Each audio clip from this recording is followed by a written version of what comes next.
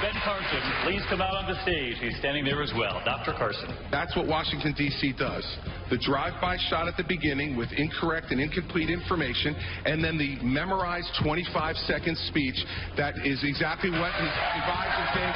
Here's the bottom line. This notion that Barack Obama doesn't know what he's doing is just not true. There it is. He knows exactly what he's doing. The memorized 25-second speech. To think that I would just walk away 10 minutes before the caucus and say, forget about you guys.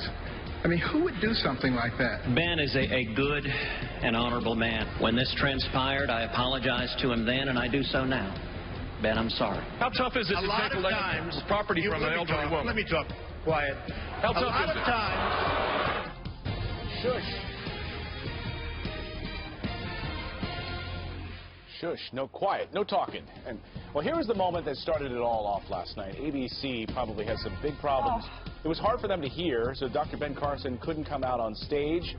He didn't hear his name being called, so Senator Ted Cruz walks on by, and then everyone else walks on by. Oh, it's just so awkward to watch and painful, and initially you feel so bad for Dr. Carson. You think, go, come on, just go. The stage manager is telling you to go. But then you realize he must not be able to hear because Donald Trump, you know, kind of got blocked here, too, and he hung out. He didn't realize what was going on. Then the hosts say, all right, here are your GOP contenders, and 3 of the podiums were empty, and Governor Kasich hadn't walked out there either. I mean, I'm sure, and Tucker joining us this morning from Manchester, New Hampshire, I mean, it must have been loud in there, and Dr. Ben Carson, you interviewed him, he said he couldn't hear anything. But nothing bothers Dr. Carson. He must have a resting heartbeat of 9 beats a minute. He is the calmest person I've ever met.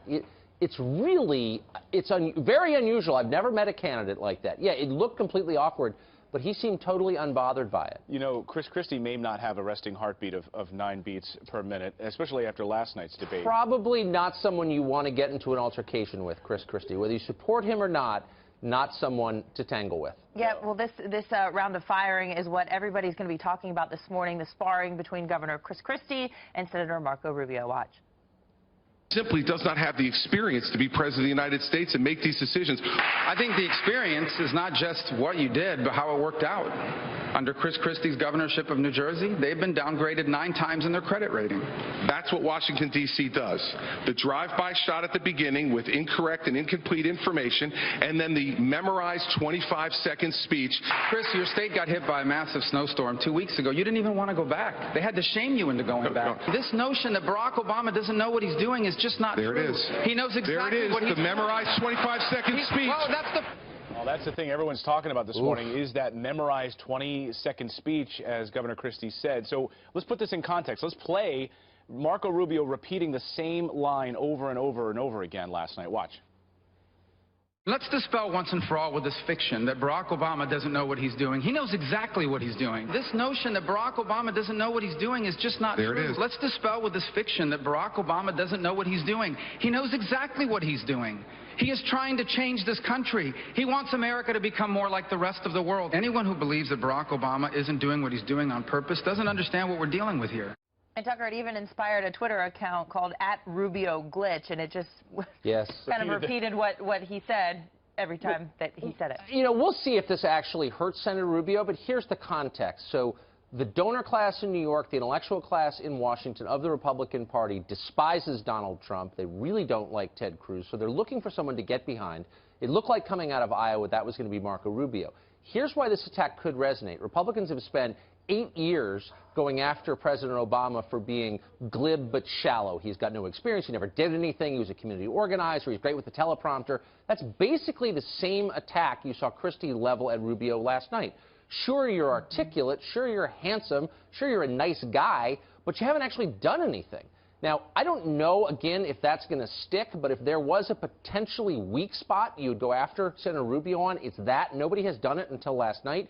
And Chris Christie, when he goes on attack, boy, he does not hold back. He's really good at it. He's really tough. I'm not sure it's going to help him, but it might hurt Rubio. Yeah, and whether it was the message or the actual delivery, I mean, to be fair, I would say we see a lot of these candidates while they're out on the campaign trail at their town hall meetings, and they have very similar responses to the questions from their audience or the questions from the interviews when they come on this program, and then you hear almost the same thing on the debate stage. I think the problem was that Governor Christie called Senator Rubio on it, and then it rattled him, and he just continued to do it even more than he normally would have, possibly. Yeah, and then there were some also rattling moments last night for Senator Ted Cruz. Questions you're probably not getting in these town hall meetings on how that he would handle, how a President Ted Cruz would handle enhanced interrogation or torture.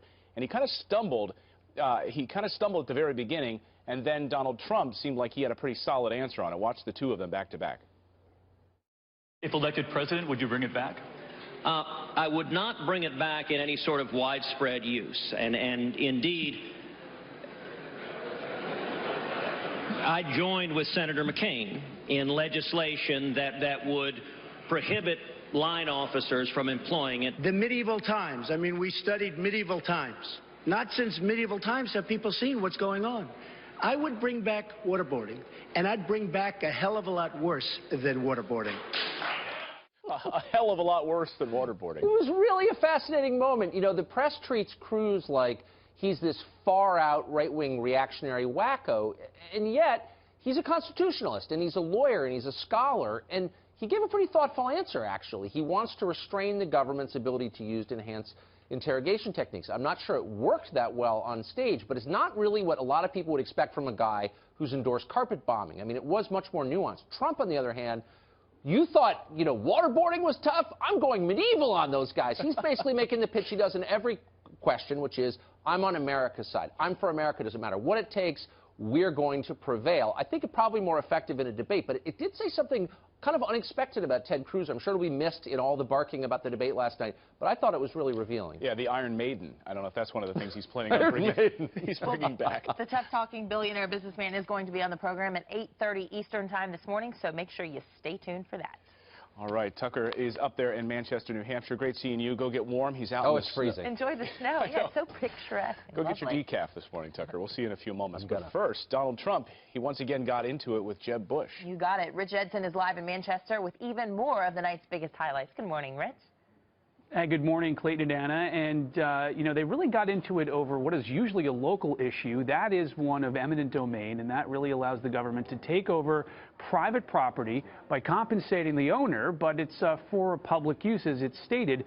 And so Bush hit Trump on the issue, especially his use of it running a casino in Atlantic City. Eminent domain is an absolute necessity for a country. What Donald Trump did was use eminent domain to try to take the property of an elderly woman. He wants to be a tough guy. He wants to be a tough guy tonight. How tough is it to take property from an elderly woman? Let me talk. Quiet. So it got a little nasty there, but Trump then argued that essentially eminent domain is used by the government to build things that especially Republicans support, like the Keystone Pipeline. But this thing started with some lingering bad feelings from Iowa and the caucuses, and that coming certainly when you discuss what happened between Senator Ted Cruz and Ben Carson, and Cruz's supporters telling caucus goers that perhaps Ben Carson was going to drop out of the race. So Carson called him out on it. To think that I would just walk away 10 minutes before the caucus and say, forget about you guys. I mean, who would do something like that? Ben is a good and honorable man. When this transpired, I apologized to him then, and I do so now. Ben, I'm sorry. But as you saw earlier, especially with the issue with Chris Christie going after Marco Rubio, this is a space for the governors to try to make a name for themselves. They're going after Marco Rubio. That's what they see is their path to victory here, and that was certainly on full display last evening. Back to you. All right, Rich, thank you so much. And when we saw that exchange with Senator Cruz and Dr. Carson after Senator Cruz's apology, it almost seemed like Dr. Carson was in a roundabout way saying, you know, sorry isn't really good enough. I mean, when the damage is already done. Yeah, when the damage is already done, and my reason for saying that is he mentioned the third tweet that came out just about a minute after the one mentioning that he was taking a break from the campaign trail, and never did he mention suspending the campaign. And Donald Trump came out firing, said, yeah, the reason you won is because you took those votes, Senator Cruz, from Ben Carson. Tucker, I want to get your take on this. We've been doing a number of interviews here on the show over the past 2 years around the heroin addiction, the crisis in this country, and the drug problem. This came up and was front and center last night, and Senator Ted Cruz was asked about this question, and Governor Chris Christie then came out and seemed to hit a home run on his response. Watch. This is an absolute epidemic. We need leadership to solve it. Solving it has to occur at the state and local level with programs like AA and counseling and churches and charities, but it also has to occur securing the borders, because you've got Mexican cartels that are smuggling vast amounts of heroin into this country. This is a disease. It's not a moral failing. It's a disease. I'm pro-life. And I'm pro-life not just for the 9 months in the womb. I'm pro-life for when they get out, and it's a lot more complicated. 16-year-old heroin-addicted drug girl on the floor of the county lockup. I'm pro-life for her life. The 42-year-old lawyer who's taking OxyContin and can't get out of bed and support his family. I'm pro-life for his life. Every one of those lives is an individual gift from God. So, Tucker, we saw a huge Google search spike around those particular personal issues. How did it resonate up there last night? Well, I mean, it resonates here especially. I mean, Manchester, you know, if you go to a 7-Eleven at midnight in Manchester, as I did the other night, it's really obvious that opiate abuse is a real problem. I mean, glaringly and depressingly obvious. And it's a problem not just here, but all through northern New England, all through rural America. And that is really one of the key points to remember. If this were happening on the Upper East Side, or even in the South Bronx, it would be on the front page of the newspaper every day. It's happening in places where fashionable people don't live or go. So it's kind of been beneath the radar. Unfortunately, it's a very complex problem. It's not exactly clear why it's blossomed into this epidemic, but clearly the majority of this heroin is moving from Mexico, not from Afghanistan, Mexico, overwhelmingly. And so it's an issue of border security. A couple of the candidates pointed that out last night, and I think that's a legitimate thing to say. It's factually true, and I'm glad to see this is coming to center stage because it deserves the attention. Yeah, addiction in America is something that particularly matters to New Hampshire voters, you know, just like it matters about national security and the economy, which are bread and butter issues for people across the country. And it's also why we're doing our special here on Fox & Friends, Addiction in America, because it is so widespread, and we're trying to destigmatize it and solve it. Yeah.